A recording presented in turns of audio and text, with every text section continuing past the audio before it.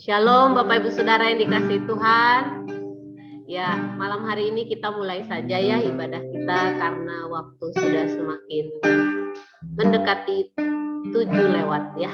Kita mau mulai ibadah kita mau bersukacita dan kita mau memberikan hati yang terbaik untuk Tuhan.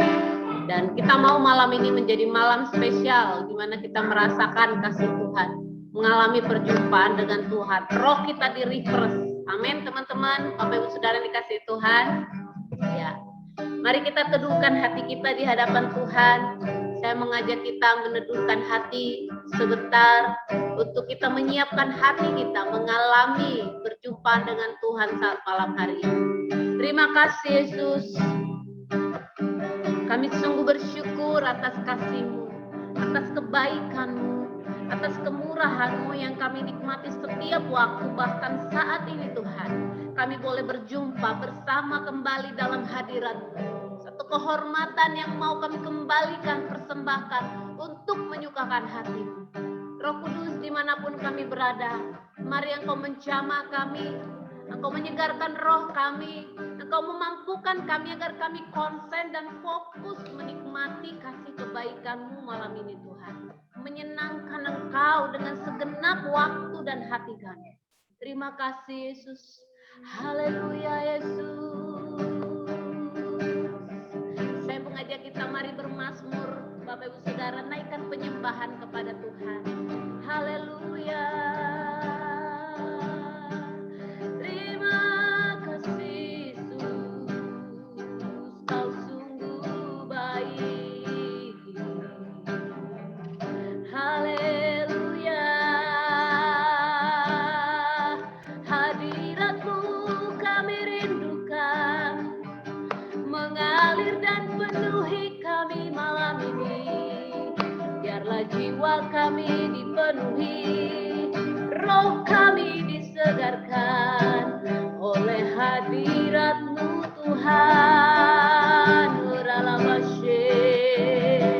Haleluya. Syukur hormat bagi-Mu Bapa yang setia. Kami haus, kami rindu, kami lapar dan kami merindukan Kau saat ini. Jamah setia kami Tuhan, inilah rindu kami. Haleluya. Terima kasih Yesus.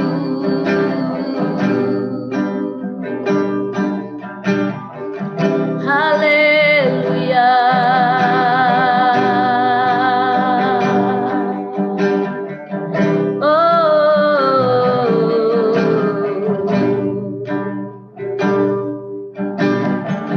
Ini rindu kami Tuhan. Sari sungai-Mu, begitulah jiwaku. Ya Roh Kudus penuhi kami. Ya Roh Kudus penuhi aku dengan urapan baru. Kita angkat sama-sama kembali seperti rusa rindu sungai-Mu Tuhan. Seperti rusa rindu sungai-Mu, begitulah jiwaku. Ya Roh Kudus penuhi aku dengan urapan baru. Katakan penuhi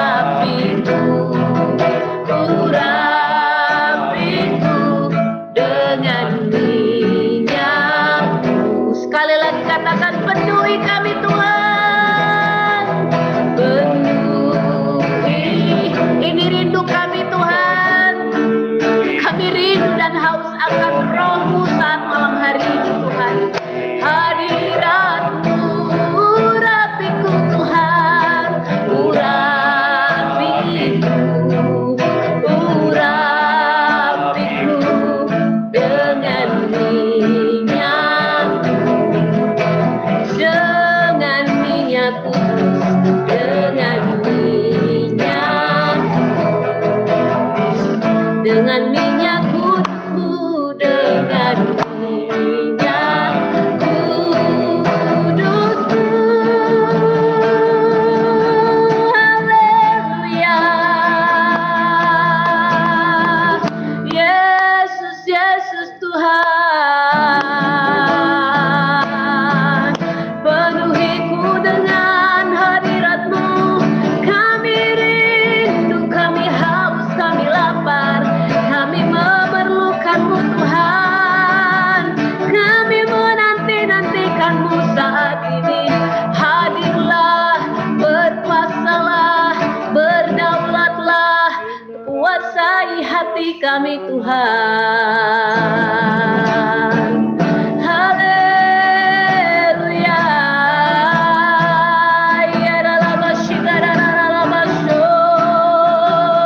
Mari Roh Kudus Engkau bekerja dimanapun kami berada Tuhan. Mari Roh Kudus Engkau berkarya. Jamah Tuhan, jangan tinggalkan kami, biar kami malam hari ini benar-benar mengalami hadirat-Mu. Apapun keadaan kami, apapun kondisi kami, apapun yang sedang kami hadapi, kami tahu dan kami percaya Engkau tidak meninggalkan kami. Hadirat-Mu saat ini Tuhan sanggup memulihkan, menyegarkan, membaharui kami. Ora lama shigara labayana masye. Haleluya. Roh Kudus bekerja, Roh Kudus berkarya, Roh Allah bekerja saat malam hari ini. Haleluya.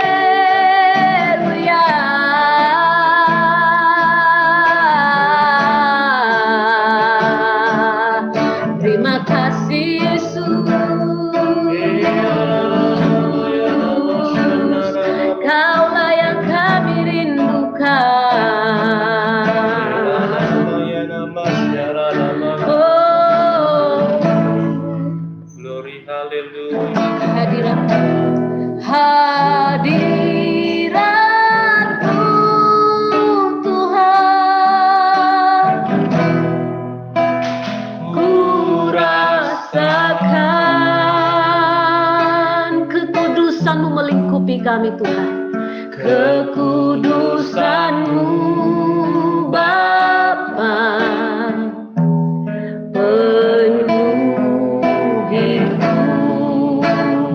Oh, ku rindu selalu, kami rindu Kau Tuhan, diam dalam bait-Mu, menikmati-Mu, menikmati kasih anugerah hadirat-Mu.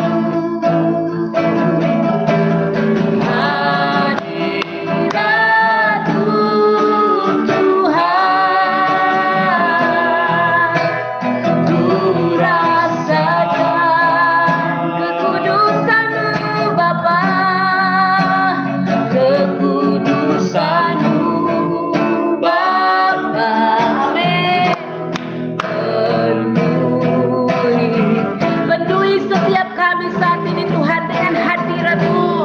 Ku rindu selalu, diam dalam bait-Mu, menikmati-Mu, menikmati kasih anugerah-Mu.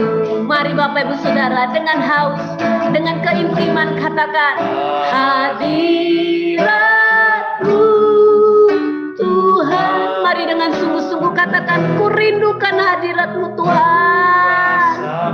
Kami rasakan hadir-Mu saat ini Tuhan. Oh, lama syikara lama ya nama syikata kata. Yes, kekudusan-Mu Tuhan penuhiku. Haleluya. Ku rindu selalu, amin Tuhan,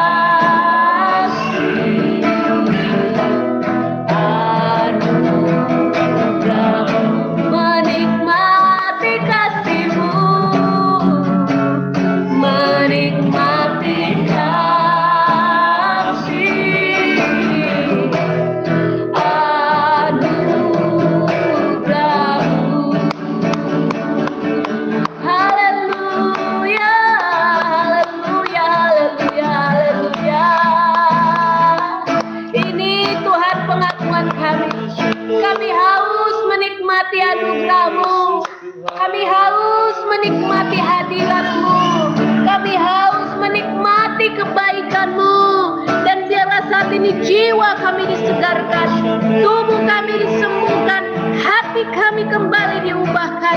Haleluya, Roh Kudus, Karalabayana Masih. Haleluya. Saya serahkan kepada hamba Tuhan yang melayani. Terima kasih Yesus.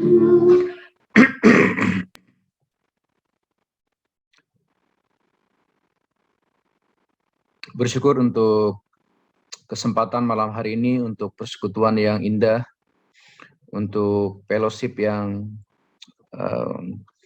kami yakin malam hari ini Tuhan hadir di dalamnya. Dan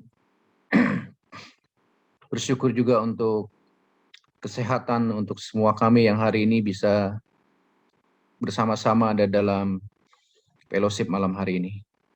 Terima kasih Roh Kudus. Pertemuan malam hari ini, fellowship malam ini, tanpa kehadiran-Mu, tanpa campur tangan-Mu, ini hanya menjadi sebuah pertemuan retorika belaka. Itu sebabnya kami minta campur tangan-Mu, anugerah-Mu, urapan-Mu turun atas kami semua. Supaya apa yang kami kerjakan hari ini boleh sungguh-sungguh menguntungkan kerajaan Allah, dan apa yang kami kerjakan, yang kami lakukan hari ini dicatat pada kekekalan. Terima kasih. Berbicara buat kami semua, Engkau penolong, Engkau penghibur, Engkau yang memberikan hikmat bagi setiap kami semua. Dan biar hati kami juga kami buka untuk kami boleh mendengar kebenaran firman-Mu. Berbicara buat kami sekali lagi dengan bahasa yang sederhana, yang mudah dimengerti, yang membuat kami boleh bisa mengaplikasikannya dalam kehidupan kami, dalam pertumbuhan rohani kami. Terima kasih. Di dalam nama Yesus kami mengucap syukur. Amin. Saya harap suara saya bisa terdengar dengan baik, Bapak Ibu. Sebentar, Om Herman, minta tolong teman-teman kameranya boleh dibuka dong, jadi biar kita semua bisa melihat ada interaksi begitu. Jadi firman Tuhan disampaikan jadi bisa kita tangkap bersama-sama. Oke, silakan lanjut Om Herman. Oke, thank you. Ya,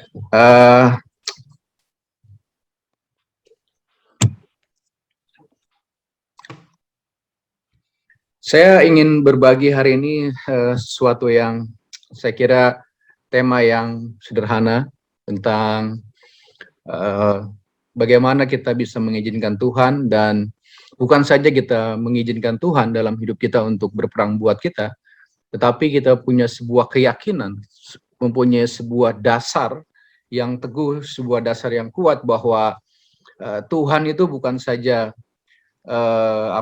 ada buat kita, tetapi dia juga punya keinginan untuk melakukan sesuatu buat kita, bahkan dia mau berperang untuk kita. Nah, kita tahu hari-hari ini situasi yang kita hadapi, khususnya masa-masa pandemi ini, peperangan itu makin meluas area pertempurannya. Ya, mungkin kalau selama ini kita cuma punya peperangan di area tertentu, satu atau dua area tertentu, hari-hari ini mungkin bukan cuma satu, bahkan bisa sekali dua atau tiga, dan pertempuran itu datang tanpa diundang, dan mereka muncul begitu saja dalam hidup kita, dan beberapa kita membuat situasi ini menjadi makin jauh dari Tuhan, dan kita mungkin juga ada yang sudah meragukan Tuhan, apakah Tuhan masih menyertai kita, apakah Tuhan itu memang ada untuk kita, apakah Tuhan itu masih mengasihi kita, dan seterusnya dan seterusnya. Nah, kalau saudara suka judul khotbah hari ini, saya kasih judul sharing saya hari ini adalah biarkan Tuhan berperang untuk Anda. Nah, Bapak Ibu, dalam 2 Tawarik pasal yang ke-32 ayat yang ke-8, saya kira ini ayat yang heroik banget, ayat yang sangat keren banget menurut saya.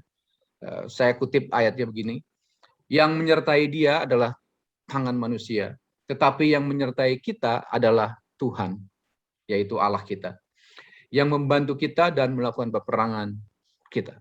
Nah, ayat ini jelas sebuah pesan yang saya kira kita tidak perlu belajar teologi yang cukup dalam untuk mengerti ayat ini, karena ayat ini saya rasa sebuah pesan yang cukup jelas. Siapapun asal kita bisa membaca, saya yakin kita bisa punya pengertian yang sama, yaitu bahwa kalau mungkin ada orang yang hari ini sedang mengintimidasi kita, atau ada sesuatu hal yang sedang menyerang kehidupan kita, ya, musuh sedang menyerang kita, percayalah bahwa semua yang mereka kerjakan itu hanya perbuatan tangan manusia saja, tetapi kita disertai dengan Tuhan. Nah, itulah harusnya perbedaan kita dengan orang-orang di luar sana. Ketika kita menghadapi pandemi, kita menghadapi persoalan, kita menghadapi tantangan dalam kehidupan, dalam keluarga, dalam bisnis, dalam pekerjaan, dalam pelayanan, ini ya harusnya menjadi pembeda antara kita dengan mereka. Ya, sementara orang lain hanya mengandalkan kekuatan tangan manusia, sedangkan kita disertai oleh Tuhan, dan bahkan Tuhan yang melakukan peperangan buat kita. Nah, Bapak Ibu, kenapa ayat pembuka ini saya taruh di depan? Karena saya ingin kita menyadari satu hal ini, bahwa seringkali kita mengalami peperangan yang berat dalam hidup kita, itu bukan karena persoalan yang berat, tapi karena kita sendiri yang memperberat situasinya. Dan ketika kita memperberat situasinya, kita juga tidak memiliki satu pengertian yang kuat, tidak memiliki dasar yang kuat bahwa sebetulnya peperangan kita itu adalah peperangan yang didesain oleh Tuhan sedemikian rupa, yang maksudnya adalah salah satunya adalah supaya Tuhan bisa melihat, dan Tuhan ingin dilihat oleh kita bahwa Dia punya pengaruh, Dia punya intervensi, Dia punya andil dalam hidup kita untuk kita menghadapi peperangan yang sedang kita hadapi hari ini. Nah, saya tidak tahu peperangan yang Bapak Ibu sedang hadapi hari ini.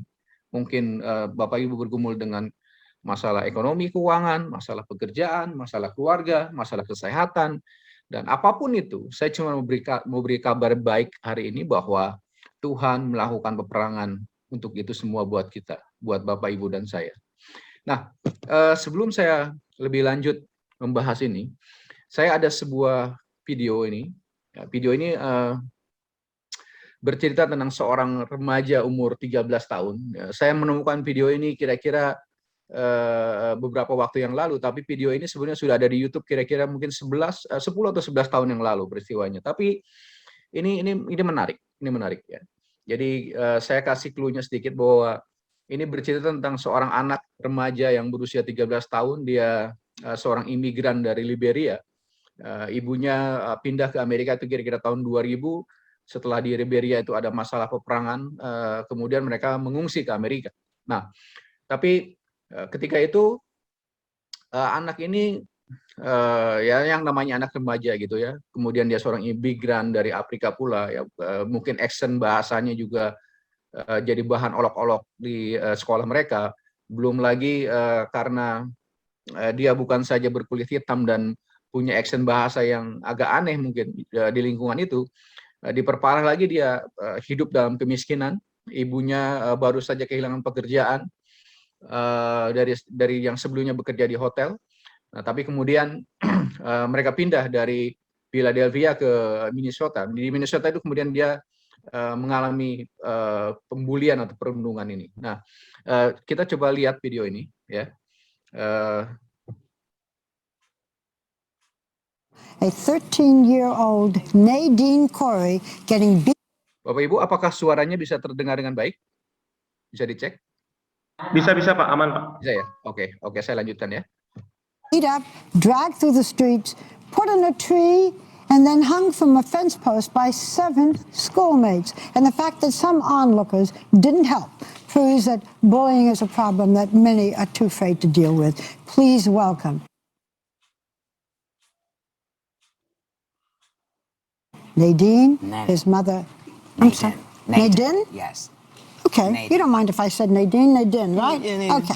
We're all friends. Nadine, his mother, Rebecca, and his stepdad, Eric. So these kids were bullying you. The school goes up to the 12th grade. Okay? You come there, you're working hard, you're a pretty good kid. What are they picking on you for, and what did they say to you? They'll mess with me because I'm one of the smallest ones, and because when we first moved around the area, they saw that my mom was African, and they made fun of my mom a lot. They made fun of your mom because she was an African and because she had dark skin Accent. and an accent. And what did they say to you in the beginning before they did this really awful thing? They used to just come over and say smart things. They'll they'll call me names, and then they'll go over back to their friends and make fun about it. And the teacher will just sit there and just watch and not say anything. Teacher didn't do anything. So on January 11th, 7 older boys from this school attacked you, dragged you on the ground, put you on a tree. You fell off. They put you up again. What did you do? Did you scream? Did you try to fight back? What was it like? At first, my friend had just told me to just leave me alone, but then they did it. Then they tackled him. After he tried to tell them to leave me alone, they tackled him. And then I was calling for help, and like 3 other people walked by, and none of them did anything. The first person had walked by at first and thought we were just playing. And then when it was all done, she had helped me get from off the gate, and then she had took me off. I just want to know, Nana's, how long had this been going on? How long had these Since guys the beginning of been? the year, since September. Since last September. No, this September. Yeah. Yeah, before that. These boys, the bigger boys who did this to you, were just arrested. What do you want to happen to them? I want justice to happen. I want something equivalent or even more for what they did to me. I want it to happen to them. Well, they're not going to be hung from a tree. No, I'm talking about You punishment. want them to be punished By law. by law. Absolutely. I Can I ask realize you? what Oh, they I'm did. sorry. I just wanted to ask you because you and I had a slight conversation earlier.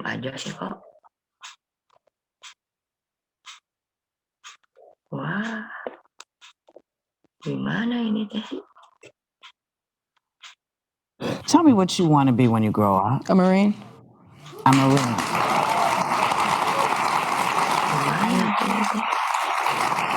I just want to point out your sister sitting over there. She wants to be an OBGYN. I just want to point that out. Future ahead of you. I see a Marine in you. I sure do. To Chris's point, a lot of 13-year-old young men would maybe not even want to talk about this. What made you want to come here? What's your message? Maybe if other people can hear what happened, maybe somebody can step in and help. Maybe somebody can help stop it. Maybe because next time it's not just gonna be me. It might be somebody else. Somebody smaller than me. Maybe the other people are gonna be bigger than them, and somebody could really get hurt. How scared were you? I'm really scared. I was scared for my life. I thought when they was putting me on the gate, I thought maybe it would poke my body, or cause under the gate is more to it's like a little pool in there. So I thought I was gonna fall in there. I was gonna hurt my neck or something. An extraordinary man. You really are. You're so brave. And, you know, not only do we think that, we did a little research, okay? Because you mean a lot to us now and forever. And we know that you're a huge Philadelphia Eagles fan. And some in this our audience here. And there are some guys here that also want to tell you just how brave you are. Please welcome Pro Bowl wide receiver Deshaun Jackson, center Jamal Jackson, and God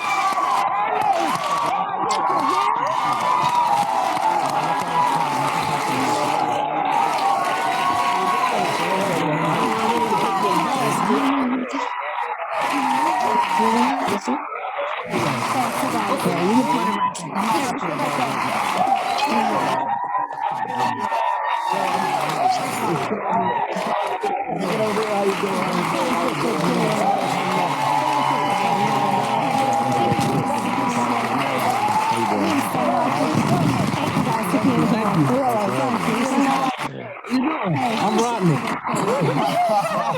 I have to tell you guys that these guys changed their plans. Deshaun changed his plan. Everybody changed their plans because they wanted to make sure that they were here to be with you.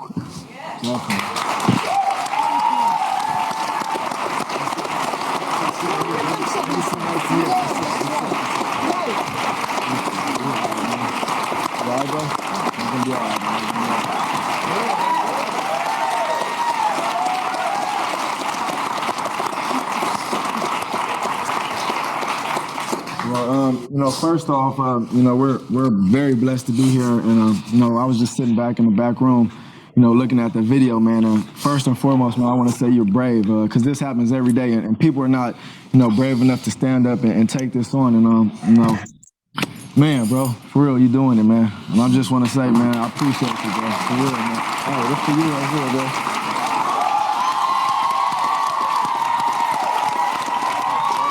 That's all to tell you, bro.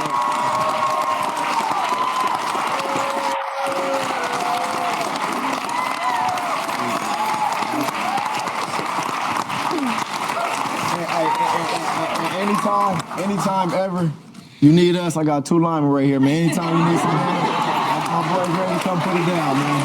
Definitely. Anything ends up happening again, you just let us know. We got you. We got a lot of wet eyes right now. One phone call away. Yeah, us One phone call too. away. Just so you know, us too. That's right. That's even more powerful. You know. We got some more, we got whatever you So need. what do you think of all this? I want to thank all y'all for what y'all did, taking time out of your lives to come see me. Ya, Bapak Ibu, saya coba lebih jelaskan. Saya stop videonya. Jadi kenapa kemudian anak ini diundang ke dalam sebuah acara televisi yang cukup show yang cukup terkenal di Amerika yang namanya The View.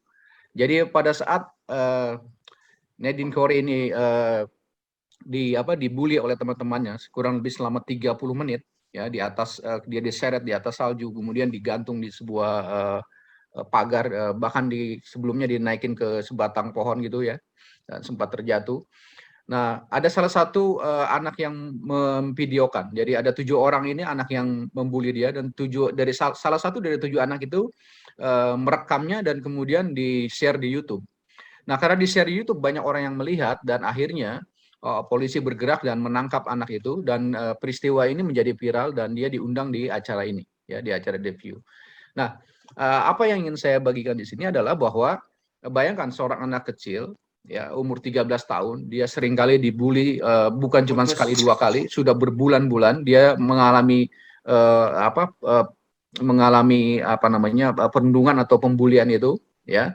Kita bisa bayangkan anak ini mungkin nggak tahu ketakutannya seperti apa setiap kali dia harus pergi ke sekolah melewati jalan itu. Nah, sampai 1 kali peristiwa itu yang membuat viral itu. Nah, tapi ketika dia datang di studio ini, ya, tiba-tiba datang ada 3 orang pemain profesional dari Philadelphia Eagles itu, pemain football profesional. Ya, kita tahu pemain football itu badannya gede-gede ya. Ya, kalau seorang anak kecil gitu disenggol sama dia, di body gitu, mungkin bisa mental 2-3 meter gitu ya, kira-kira ya. Nah, jadi orang ini bukan cuma terkenal, tapi juga mereka atlet yang hebat, ya. Dan yang paling keren menurut saya ini kata-katanya, ya, dari Dean Jackson ini salah satu bintangnya. Dia bilang begini, telepon kapanpun, ya, kapanpun Anda membutuhkan kami, saya ada untuk kamu. Ya, bayangkan seorang anak kecil yang nggak tahu apa-apa, tiba-tiba mendapatkan backup dari pemain bintang hebat yang bukan cuma hebat tapi punya badan yang kekar, dan tentu saja bukan tandingan dari anak-anak yang 7 tadi itu. Ya. Nah, bayangkan siapa di antara kita yang tidak menginginkan atau mempunyai perlindungan yang seperti itu. Ya. Ya, kalau kita ada di posisi anak ini, tentu kita akan punya merasa gini, saya sekarang nggak perlu takut lagi. Kenapa? Kalau ada anak-anak itu yang datang lagi mengganggu saya tinggal angkat telepon dan orang ini bilang mereka siap datang untuk membantu saya. Nah, karena ini disiarkan di televisi nasional, tentu saja anak-anak yang selama ini mengganggu mereka akan mikir 2 kali untuk melakukan perundungan lagi atau pembulian lagi. Karena dia tahu bahwa sekarang dia didukung oleh 3 pemain football terhebat salah satu yang terhebat di Amerika. Nah, statement saya ini adalah ini, pertanyaan saya, siapa di antara kita yang tidak menginginkan perlindungan seperti itu, ya?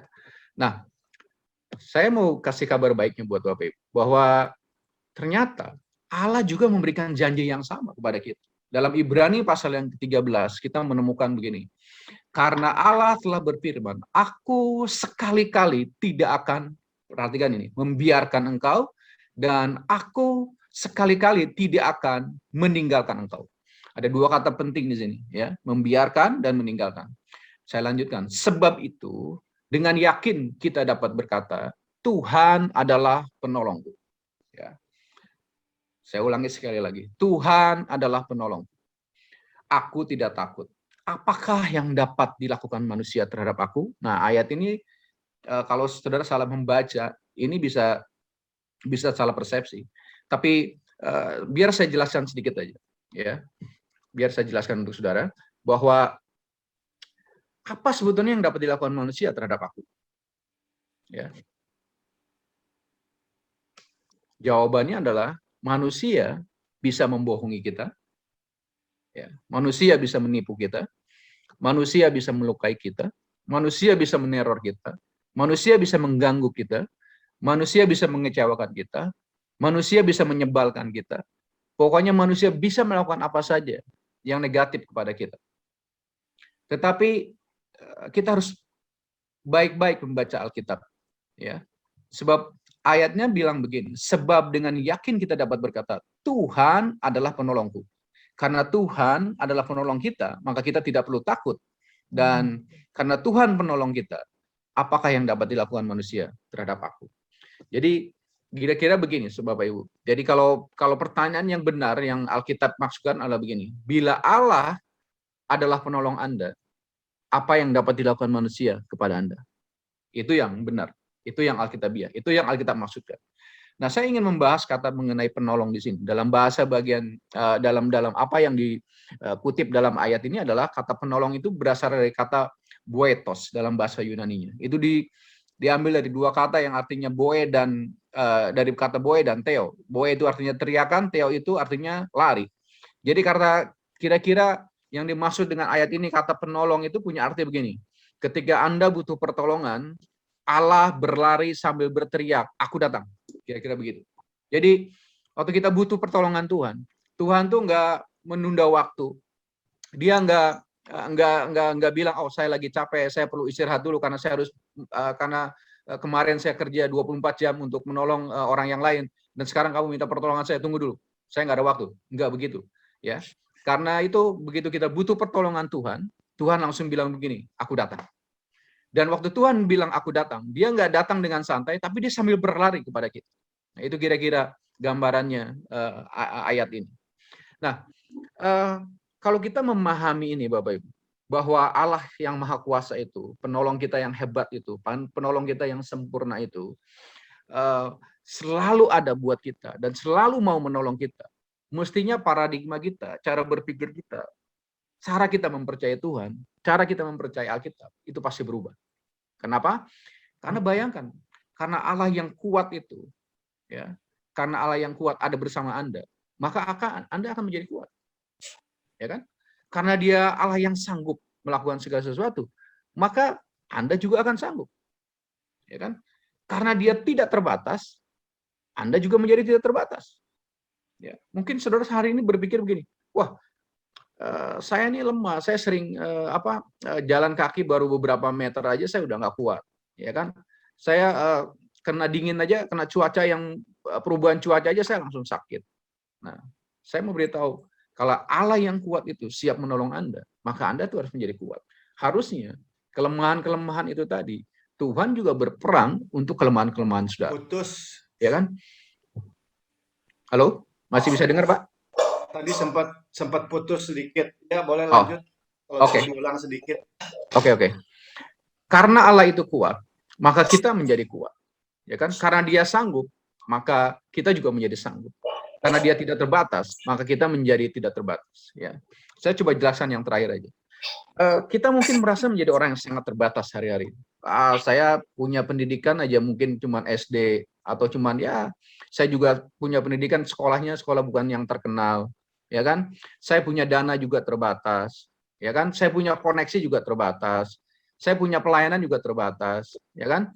Saya punya jabatan juga terbatas. Semuanya kita merasa diri kita terbatas. Nah, karena kita merasa bahwa diri kita terbatas, kita menjadi begini, kita menjadi menatap peperangan itu menjadi peperangan yang menjemukan, peperangan yang kita rasa, ya saya medan tempur saya dimanapun saya udah kalah gitu. Jadi boleh dibilang kita sebelum berperang udah kalah duluan. Ya. Tapi kalau kita menyadari ini bahwa Allah yang Maha Kuasa itu, Allah yang Maha Kuasa itu yang bukan cuma Maha Kuasa, tapi dia mau menolong kita, bukan cuma sekedar mau menolong kita, dia bahkan berlari. Ya.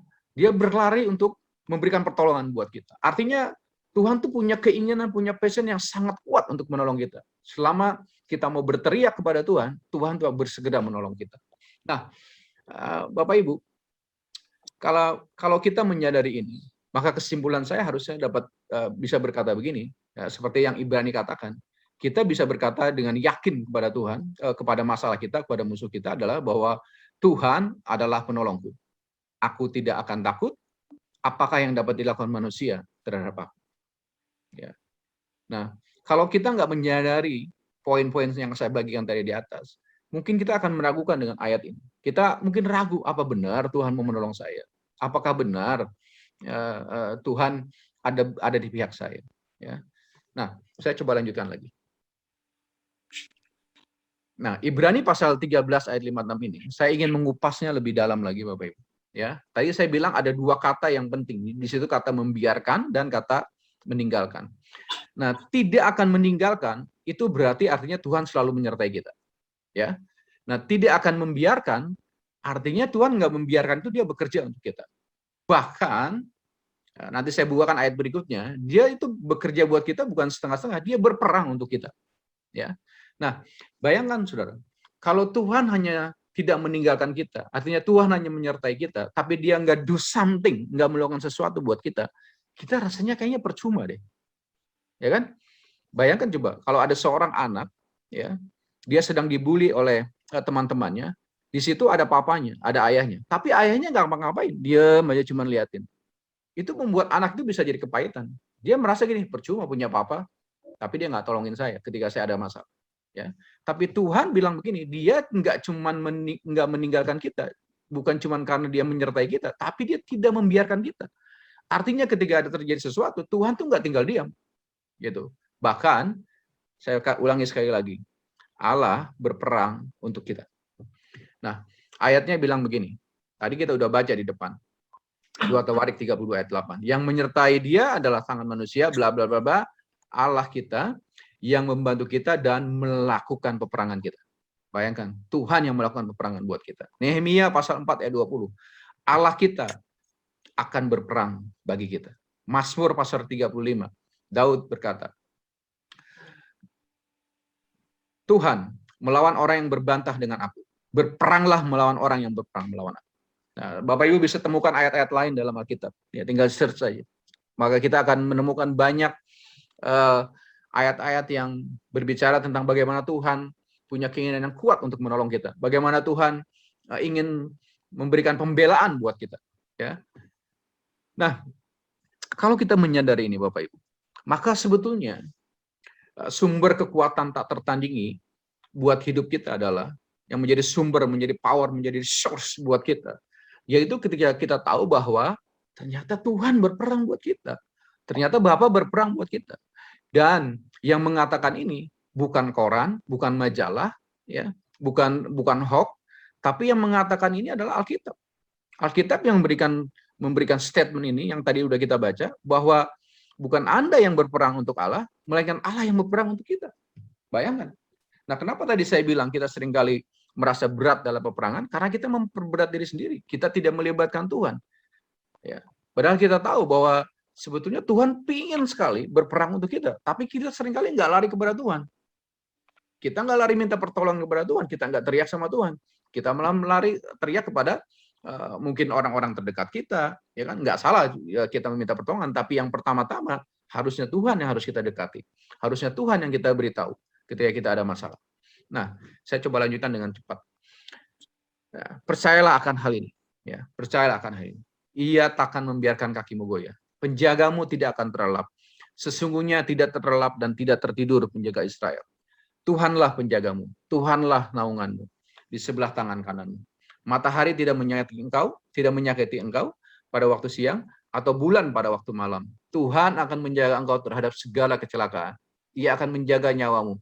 Tuhan akan menjaga keluar masukmu. Dan dari sekarang sampai selama-lamanya. Saya kutip dari Mazmur pasal yang ke-121 ayat 3 sampai dengan ke-8. Selanjutnya. Nah, apa yang ingin saya bagikan berikut? Saya ingin terus membolak-balik ini buat Bapak Ibu supaya kita punya sebuah keyakinan yang teguh bahwa memang Tuhan ingin berperang untuk kita. Memang Alkitab menjadi sumber kekuatan kita. Memang Alkitab yang mengatakan itu semua buat kita. Dalam Kolose pasal yang ke-1 ayat 27, saya rasa ini menjadi pengharapan terbesar buat kita. Yaitu ketika kepada mereka Allah mau memberitahukan betapa kaya dan mulianya rahasia itu di antara bangsa-bangsa lain, yaitu Kristus ada di tengah-tengah kamu. Kristus yang adalah pengharapan akan kemuliaan. Nah, Apa yang menjadi pengharapan terbesar? Menurut saya menjadi pengharapan terbesar kita adalah harusnya ini, Christ in you, Kristus di dalam kamu. Itu adalah the hope of glory, pengharapan akan kemuliaan. Nah, kenapa ini menjadi sebuah harapan besar buat kita? Karena siapapun kita, siapapun saudara dan saya, selama Yesus menjadi Tuhan dan Juru Selamat dalam hidup kita, selama Yesus ada dalam hati kita, maka kita punya sebuah pengharapan besar. Kita punya the hope of glory, bahwa Tuhan akan berperang buat kita. Nah, saya mau kita coba merenungkan 4 kata penting ini, bahwa Allah berperang untuk Anda. Ya.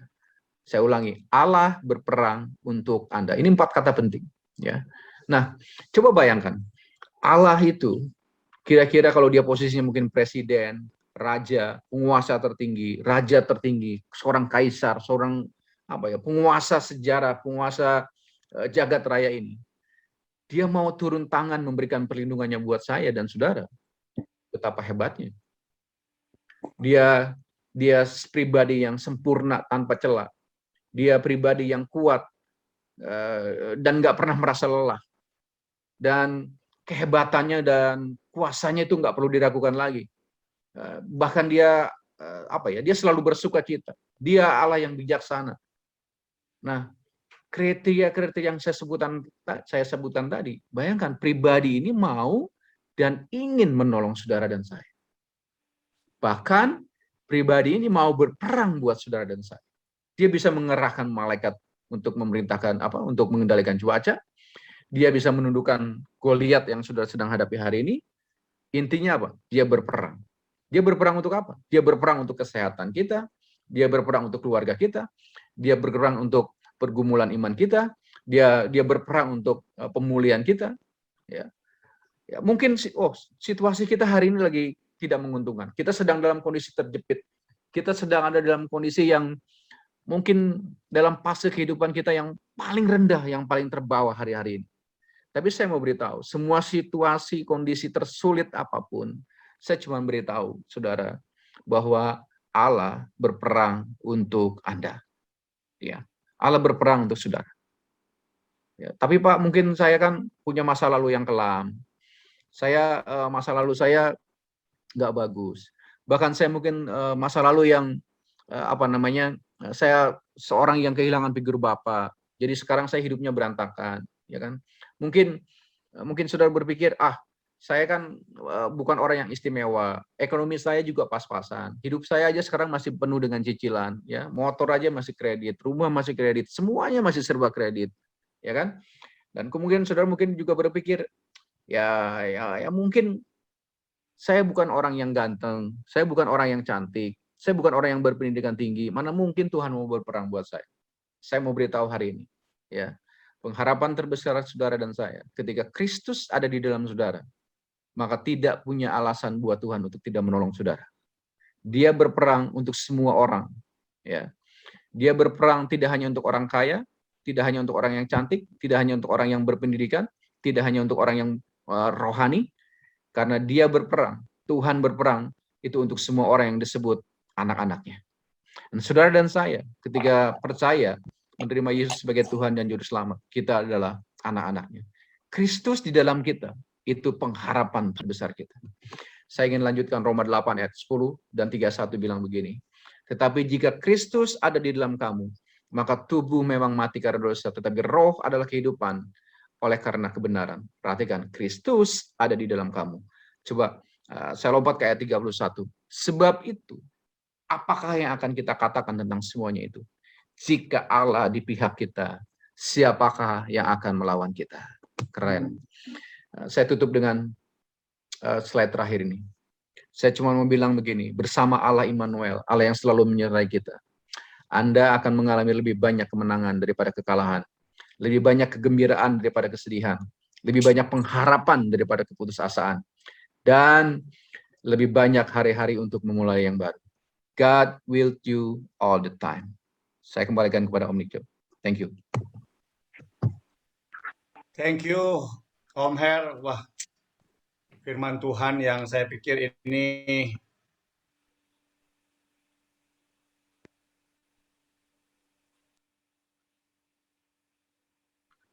Putus Om, putus. Di masa-masa yang semakin sulit ini, Tuhan tuh akan semakin benar-benar menyatakan keberadaannya, kehadirannya. Ya. Itu sebabnya ini sebenarnya masa-masa sekarang ini adalah momen.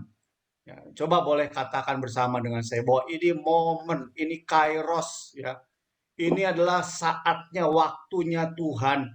Kalau dia tuh ingin benar-benar menyatakan keberadaannya kepada kita. Saya meyakini kalau kita hari ini benar-benar masuk dalam sebuah kehidupan doa yang kuat ya. Doa yang punya antusias, punya gairah, punya hati yang sungguh-sungguh mencari Tuhan gitu. Sekalipun tadi sempat disinggung, mungkin kita ada di masa-masa yang ya ada yang bilang, aduh Pak, kondisi saya lagi buruk Pak, kondisi saya lagi berat Pak. Ya, atau mungkin saudara sedang melihat atau merasakan apa saja. Ya, ini waktunya saudara untuk berhenti memandang keberadaan saudara.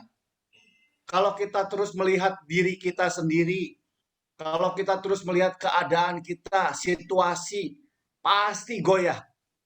Dan memang setan itu maunya kita tuh fokus kepada kelemahan dan kekurangan yang sedang terjadi. Semua orang sekarang goyah karena apa? Matanya ditarik hanya untuk melihat problem, lihat masalah yang besar. Ya, seperti melihat wujud Goliat yang besar. Mereka takut ketika melihat Goliat. Bayangkan, Saul aja yang jago berperang, yang punya pengalaman luar biasa. Tetap lihat Goliat, ciut hatinya. Ya, saudara mungkin melihat kondisi sekarang juga ciut. Ya, mungkin saudara yang bisnis, yang usaha, yang kerja, apapun saudara mungkin melihat keadaan, kayaknya ciut banget hatinya.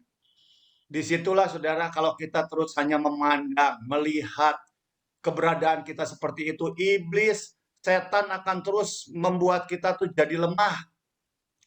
Tapi saya berdoa hari ini lewat firman Tuhan, saudara.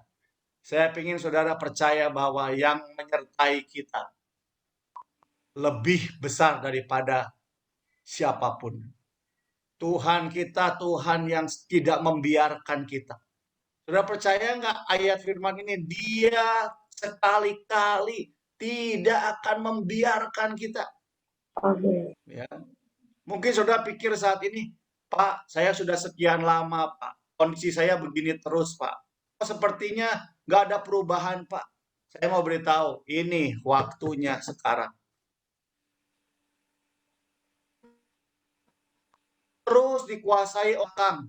Pak, lihat buktinya saya sudah sekian lama begini, sudah sekian lama begini.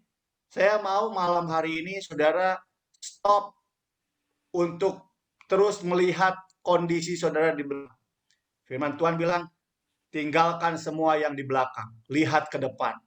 Saya pengen semua kita jangan hidup di masa lalu, jangan hidup dari kegagalan, kelemahan masa lalu, tapi malam hari ini, firman Tuhan sudah bicara, Tuhan sudah bersuara.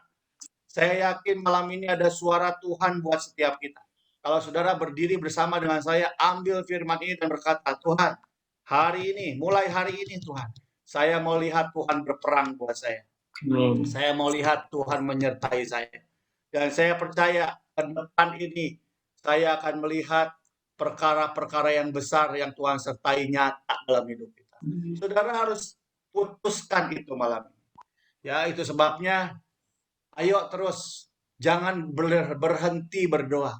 Jangan lemah untuk berdoa. Karena ketika berdoa kita dengar suara Tuhan. Waktu Tuhan bicara seperti ini, saya pengen setiap kita momen breakthrough, khotbah atau sharing itu bukan sekedar wacana, bukan sekedar khotbah. Ya, tapi saudara harus setiap kali dengar message di breakthrough prayer ini, saudara harus tangkap bahwa itu jadi suara Tuhan hari ini. Bilang sama-sama, hari ini. Kita akan lihat bahwa hari ini Tuhan bicara. Ya, belajar untuk selalu mendengar suara Tuhan hari ini. Dan hari ini, saudara, firman Tuhan bicara bahwa sekali-kali Dia tidak akan pernah meninggalkan kita. Bahkan dia berperang buat kita. Saudara, amini ini. Lalu saudara berdoa dari firman ini. Doakan firman ini, perkatakan firman ini bahwa Tuhan tidak pernah meninggalkan saya. Nah, saudara mesti belajar mendoakan firman, memperkatakan firman. Saya tadi waktu dengar Om Herman cerita ini, saya berdoa di hati saya bilang, Tuhan tidak membiarkan saya. Tuhan menyertai saya. Saya pegang firman Tuhan. Saya percaya Tuhan akan berperang buat saya. Ke depan nanti banyak tantangan, banyak pergumulan. Saya yakin Tuhan akan berperang. Itu perkatakan, saudara. Itu harus jadi firman iman. Banyak orang pasif waktu dengar firman, lalu begitu saja. Saudara mesti belajar. Momen breakthrough prayer ini saya sering berulang. Saya bilang, belajar memperkatakan firman. Jangan cuma didengar, tapi doakan firman sampai suara gema dalam hati saudara. Roh saudara bergelora karena firman itu saudara gemakan terus. Ingat firman Tuhan bilang, mati hidup dikuasai lidah. Itu sebabnya mulut kita ini punya kuasa. Itu kita memperkatakan firman. Firman itu akan bekerja lewat hidup kita. Dan kita melihat ke depan. Mujizat dari firman itu akan terjadi dalam hidup kita. Teman, mari kita berdoa bersama. Yuk, angkat tangan kita sama-sama. Yuk, saya ajak semua. Ayo semua boleh berdoa bersama-sama dengan saya. Yuk, buka suaramu berdoa.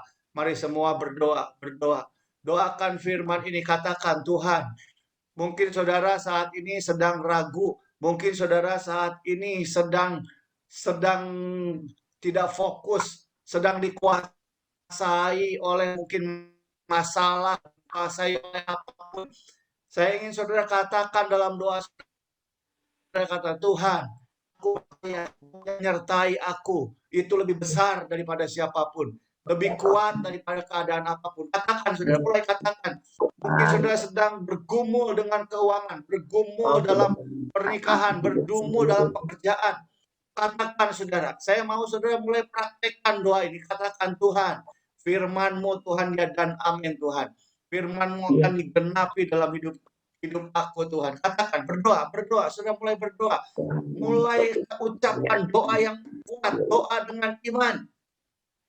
Oh Tuhan, apapun kondisi kita mungkin sedang sakit, apapun kondisi kita mungkin sedang khawatir, sedang takut, katakan, Tuhan yang menyertai aku Tuhan, lebih besar Tuhan. Tuhan akan berperang dalam hidupku. Tuhan tidak akan meninggalkan aku. Tuhan akan menyertai aku. Sekalipun fisikku lemah, sekalipun aku sedang sakit, sekalipun mungkin banyak keterbatasan, katakan, Tuhan tidak terbatas. Tuhan, katakan saudara, Tuhanku tidak terbatas. Tuhanku akan melakukan terobosan luar biasa. Tuhanku akan buat pemulihan area keuangan. Katakan saudara, Allah yang akan mencukupi hidupku. Bukan kuat gagahku, tapi oleh kuasa firman-Mu. Engkau sanggup Tuhan memelihara kehidupanku. Kemudian katakan saudara, biar suara saudara, doa saudara boleh menghancurkan setiap kuasa-kuasa kegelapan. Boleh menghancurkan setiap tembok-tembok yang saat ini sepertinya membentengi pikiran saudara, membentengi roh saudara, yang sedang membuat saudara kayaknya terkungkung, terpenjara oleh pikiran-pikiran yang salah, oleh pikiran-pikiran manusiawi. Tuhan, malam hari ini Tuhan, hamba-Mu memperkatakan Tuhan, firman iman terhadap saudara. Tuhan, hidupku Tuhan bersama dengan Tuhan. Hidupku kuat oleh Tuhan. Hidup mengalami kekalahan bersama dengan Tuhan. Siapapun Tuhan, tidak ada yang bisa menjatuhkan hidupku. Oh Tuhan, aku berdoa Tuhan, teman. Berdoa saudara, ini waktunya saudara berdoa melakukan terobosan. Ini waktunya saudara melepaskan terobosan. Lepaskan, firman Tuhan bilang, apa yang kamu ikat di bumi, terikat di surga. Apa yang kamu lepaskan di bumi, terlepas di surga. Doa kita akan membuat terobosan-terobosan. Tuhan, aku berdoa Tuhan hari ini buat anak-anakku yang hadir Tuhan. Biar mereka mengalami roh terobosan saat ini. Di dalam nama Yesus, Engkau akan mengalami terobosan ketika Engkau mengambil firman.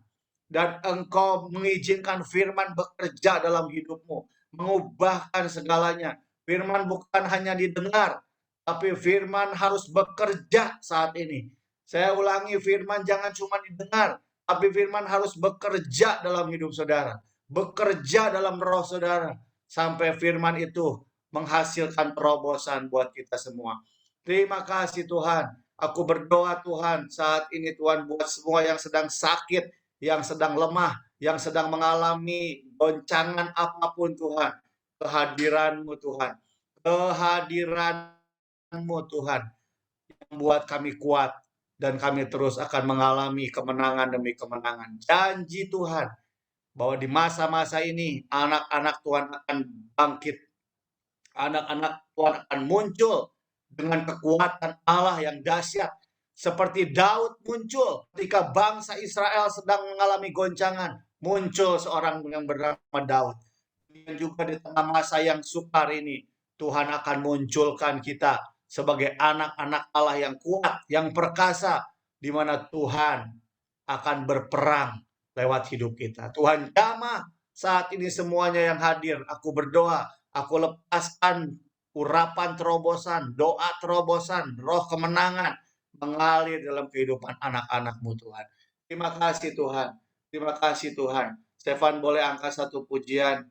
Oh haleluya Yesus. Terima kasih Tuhan. Punya Tuhan yang besar, yang telah berjanji dan sanggup menggenapi. Imanku bersepakat percaya kuasanya. Ku terima sekarang kemenangan darimu. Mari semua berdoa. Aku punya Tuhan yang besar, yang telah berjanji dan sanggup menggenapi. Imanku bersepakat percaya kuasanya. Ku terima sekarang kemenangan darimu. Ku terima sekarang. Ku terima sekarang. Amin. kemenangan darimu. Ku terima sekarang. Ku terima sekarang. Kemenangan darimu. Bapak terima kasih. Kami bersyukur buat kebenaran firman. Biarlah firman ini boleh bekerja dalam kehidupan. Hari terobosan, malam di mana kami boleh mengalami yang namanya kekuatan, sehingga kami boleh benar-benar Tuhan semakin menyadari bahwa Tuhan tidak pernah meninggalkan kami. Dia Allah yang maha hadir. Dia selalu ada buat setiap kami. Tolong Tuhan, ajar kami terus menyadari akan kehadiran Tuhan nyata dalam hidup kami. Supaya di tengah dunia yang sedang goncang ini, kami tetap peka merasa bahwa Tuhan itu ada buat kami. Sehingga kami bisa menghadapi semua tantangan, menghadapi semua goncangan. Dan kami melihat campur tangan Tuhan, kuasa Tuhan, kemenangan dari Tuhan boleh dinyatakan dalam kehidupan kami. Terima kasih buat hamba-Mu, Om Herman yang sudah share begitu luar biasa firman. Biarlah firman ini terus bekerja dalam hidup kami. Berkati setiap kami semua juga, supaya kami terus diberi kekuatan untuk terus berdiri, hidup dalam kehidupan doa yang terus berkemenangan, sampai terobosan demi terobosan boleh terjadi dalam hidup kami. Terima kasih Bapa. Kami mengucap syukur buat semuanya. Di dalam nama Yesus, kami sudah berdoa. Yang diberkati Tuhan boleh berkata, Amin, amin, amin, amin.